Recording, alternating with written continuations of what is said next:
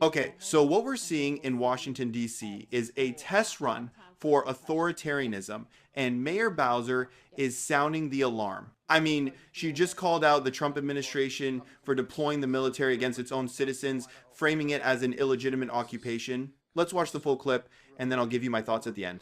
So you have one more week, and then we'll see you at school. I have time for a few questions. Yes, please introduce yourself. Yep.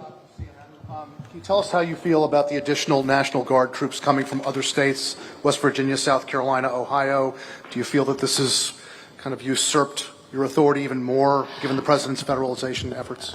We don't have any authority over the D.C. Guard or any other guards, but I think it is kind of makes the point that this is not about D.C. crime. Any other questions? Yep. Sam P.K. Collins, Washington Informer. Some pretty damning video came out this weekend. An organizer with Harry's Wildest Dreams detained by Metro Police. Given that school is coming up, what guarantee do you have to parents that their children will be safe in their interactions with police officers coming to and from school? Well, we, as you know, rely on our metro system as our school transportation system. Also know that all of our children have a Kids Ride Free card. And so they have access to use the metro to get to and from school and to their after-school activities. So there should be no reason for a child to have a negative experience with Metro Transit or any other police related to fare evasion. And we continue to expect our children to behave in a good way, in a lawful way, and get to school and be ready to learn. We will, and I've reviewed those reports, and I'll continue to review them with MPD to see if there's something we need to follow up on. I'm sorry? If I may follow up. Sure. All that notwithstanding, what guarantee do you have that MPD and law enforcement under your jurisdiction will do their job in just standing within the bounds of the law as it relates to their engagement with young people? How we interact with our police officers hasn't changed. They're always expected to follow the law and engage in constitutional policing. Our residents continue to have the safeguards that we have in place in our law and our protocols, including body-worn camera, including the ability to make complaints to the Police Complaints Board. So no one is going to sit up here and guarantee that anything. What I can guarantee is that we have a framework of laws and protocols that support constitutional policing. Yes. Thank you, Mayor. Jenny Gathright with the Washington Post. There's been video of ICE arrests, spreading all across social media, particularly one at 14th and R Northwest over the weekend, where ICE agents tackled a delivery driver and took him into custody. I guess, what's your reaction when you're seeing these videos in the city, how they're affecting people? And then a follow-up, given that the judge in the lawsuit has yet to officially rule on whether MPD will be forced to cooperate with ICE, what do you want MPD officers to be doing in the meantime as they're going around the city and potentially being asked to cooperate with these kinds of arrests? So let me start. I don't want to comment on individual incidents because I won't have all of the details. I will say this, however, the focus should be on violent crime, and that's what has been promoted, that we're focusing on violent criminals and violent offenders and violence. And nobody is against focusing on driving down any level of violence. And so if this is really about immigration enforcement, I think the administration should make that plain. Yeah. Sorry, another question. You've talked a lot about how one of your goals is just steering the city to the other side of this administration with its home rule intact. Given the current situation, do you think the city's home rule is at risk, and how are you reflecting on this moment as it sort of seems like it's some of your concerns or potential concerns about this administration are starting to be realized? I don't think my concerns are not new, all right? And I think anybody who has followed the rhetoric from the campaign throughout these attacks and the rhetoric around them is not new. Yep. Muriel Carbone with DC News Now. I'm just wondering if you've had any conversations over the last week with your federal partners just about agents identifying themselves, having their faces covered. It's a concern we're hearing and seeing. We have. I think I mentioned that last week about being very important to us that agents be identified. I did ask the chief to have further conversation about these masks. There's no reason for a law enforcement official to be masked. Did she get any response on that? I asked her to talk to it. I will continue to have to follow up. Yep. Yeah. Brad Bell with Channel 7. Yes. Couple questions. Yep. Some messaging coming from the administration, the White House today, saying that D.C. is being made safer, and they put out some arrest numbers and numbers of guns being seized. How would you characterize this operation? Has it made D.C. safer? MPD takes guns off the street every day and every week. And any time you have a surge of officers, I would expect that you have some results. I say repeatedly, we need 500 more officers in D.C. With 500 more officers, get 500 more officers worth of results. And so what is not necessary, however, is this kind of commandeering of the attempted commandeering of the force itself, and the expanded, I think, work that is not related to violence. So additionally, with this, the takeover, What does that mean? What coordination is there? There's this Well, let me military correct you. Let me correct you. There is no takeover. What there is a surge in federal law enforcement. And that surge in federal law enforcement necessarily has to coordinate with the Metropolitan Police Department under the leadership of Pamela Smith, the chief of police. Are they coordinating to your satisfaction? I think there's going to be work to be done, for sure. But, you know, there's work to be done. Yes. We've heard that the National Guard may be shooting weapons to these soldiers. That's a question for the Department of the Army. Well, you must be concerned about that since they're not trained in law enforcement. They can't do law enforcement as far as I know. So that's got to be concerning to you that if they're armed. That is not what I have been advised. And unless their orders have somehow changed, I don't know that they can engage in arrest. Yes. If I can follow up. Yes, sure. Is there any coordination between your office and the White House, Pam Bondi, Kash Patel? Yes. But are you getting the answers to your questions, or is it not as clear as you would like it? I think we're 7 or 8 days into this situation, and it evolves. What does that mean? It means just what I said. It's evolving, or it evolves? I'm not going to get into the difference in suffixes with you.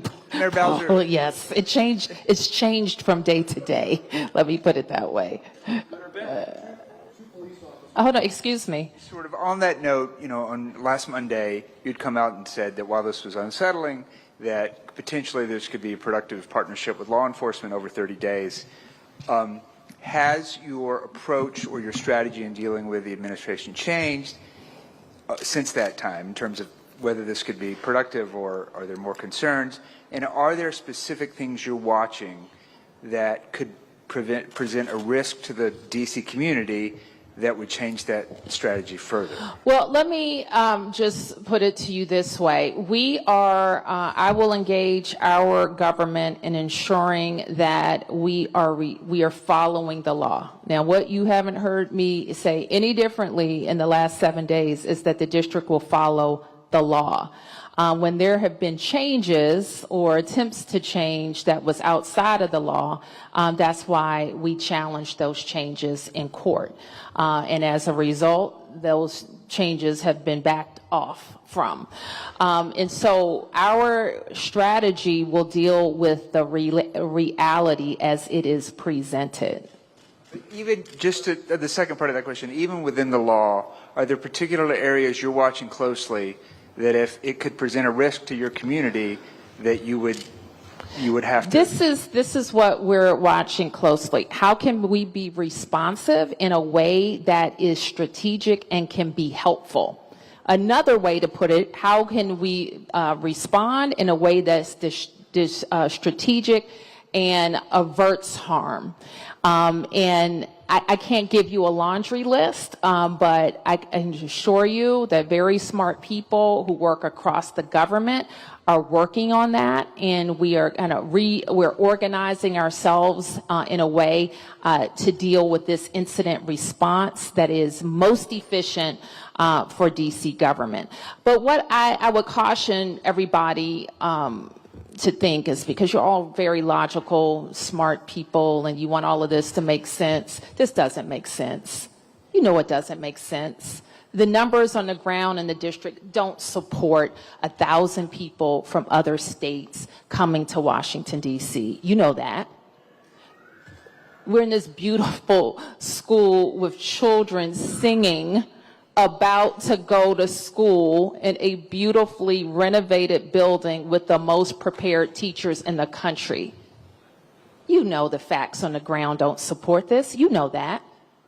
You know it couldn't be done in a neighboring state. You know that. This is not about something that fits into logic. So if you want to know what's happening, the question is really not for us. It's for why the military would be deployed in an American city to police Americans. That's the question. And it's not for me. Yes. Mayor, the last message for community members who are obviously concerned with the heightened immigration enforcement, and they're going to be returning to school. We saw some of the previous threats that the administration made and schools gearing up, Mundo Verde, and now they're going to be walking to school and they're seeing people getting picked up. What's your message to those families as they're bracing for it? This is my message. I think as a nation, we need to demand comprehensive immigration reform. There needs to be a pathway to citizenship for hardworking people who have made this country their home. And we need to separate the discussion of enforcement against violent offenders and everyday hardworking people who have made this country their home. For us in DC, we have many immigrants who have lived here legally because of TPS protections. This administration needs to make those TPS protections clear and stand behind them. We have many people who have immigrated to this country who have valid work permits and student visas. We need to make plain that they are not under attack. What needs to be made plain is what has been discussed for many, many months, is that violent offenders would be dealt with. That is what we have to focus on. So for people who are anxious and afraid, I'm sorry that this is happening, but the change that needs to happen is with comprehensive immigration reform and leadership at the national level. Yeah. Two police officers were injured, I believe it was Saturday night, when they tried to tackle someone on an ATV. Do you believe that the Trump administration is trying to force Metropolitan Police to adopt more aggressive tactics than they had previously? I'm not familiar with that case yet. I'll probably, if that's an MPD officer, I'll get briefed on it and or ask the chief if there were other officers that were involved. I think they're being forced to adopt more aggressive tactics than they had before all this happened. The standards that our police work under haven't changed. Okay. All right. You have the last question. I know you've had, I'm Alan Etter from WTO. Yes, good to see you. Good to see you. I know you've had a chance to meet with the Attorney General. Have you had any direct interaction with the President? Do you want that? And what would you say to the President if you have that opportunity? The President issued an executive order that names Pam Bondi his designee, and that's who I'll work with. Thank you, everybody. Honestly, the thing that gets me every single time is just the sheer the theatricality of it all. The whole thing is just a performance. Every bit of it is a calculated spectacle designed to humiliate a city's elected leader on her own turf, and she knows it. You can just feel the tension. Her hands are completely tied, and that's the whole point. They deliberately use forces she has no control over, specifically to create this dynamic, this feeling of a hostile occupation. And it allows them to project this image of overwhelming, dominant force that doesn't have to answer to anyone, especially not the people who actually live there. It's just so transparent what they're doing. The whole pretext of public safety and DC crime rates is just cover. The entire point of this exercise is about a wannabe strongman's desperate need to look powerful, and he's using American soldiers as political props to do it. It's just a pathetic, dangerous game. And as if that whole situation wasn't bad enough, you get to the part about the masked agents. I mean, come on.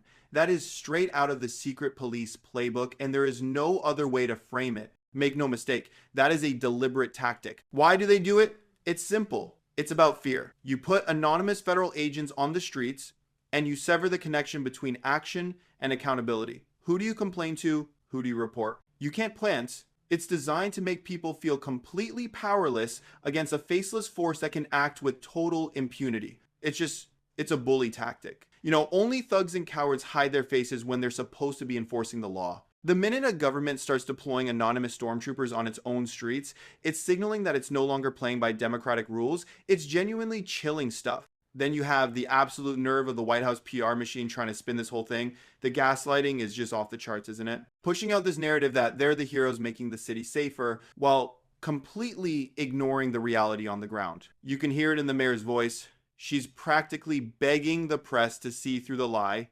She's pointing out that the facts, the actual data, do not support this massive intervention. They manufactured a crisis so they could ride in and play savior for the cameras. It's a complete insult to our intelligence. They're counting on people not paying attention. They're hoping the headline, "Trump makes DC safer," is all anyone sees, without looking at the ugly truth of this completely unnecessary political stunt. And that's what this all boils down to, really. The mayor basically spells it out at the end. All the noise about coordination or crime stats is just a distraction from the one thing that actually matters. Why would you ever use the military to police your own citizens? That's a line you are never, ever supposed to cross in a functioning democracy. By doing this, by putting soldiers on street corners, they are deliberately trying to desensitize us. They want this to look normal. They want us to get used to the idea of the military being a tool for domestic political disputes. They are treating an American city like it's enemy territory. And the answer to her question is actually pretty simple, and it's terrifying. You deploy the military to police Americans because you've stopped seeing them as citizens with rights. You see them as an enemy that needs to be subdued and crushed. It's the final act of a fragile man who is frankly scared of his own people. Let me know your thoughts in the comments. While you're down there, hit the like button and subscribe. I appreciate you guys, and I'll see you in the next one.